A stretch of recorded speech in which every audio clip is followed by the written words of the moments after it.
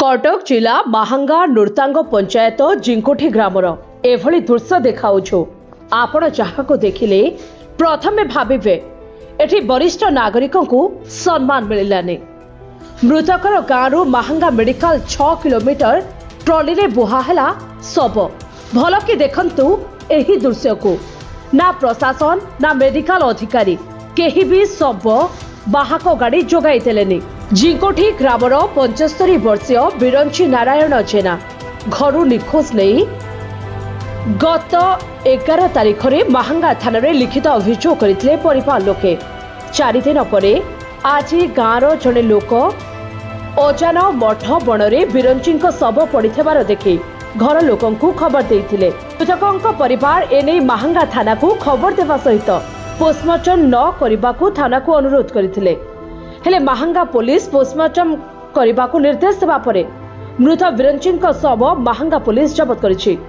एठी पुलिस प्रशासन कौन पाई शव बाहक गाड़ी जोगाइला नाही।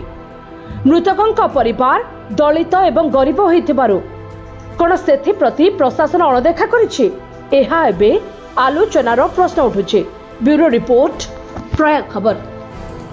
चंद्रशेखर जेना बड़पटे चंद्रशेखर जेना कौन है घटना कौन थिला बापा मुंड खरा जो पड़े जाते के दिन हो 6 दिन है एटू खोजा खोजी कर पाइलु थाना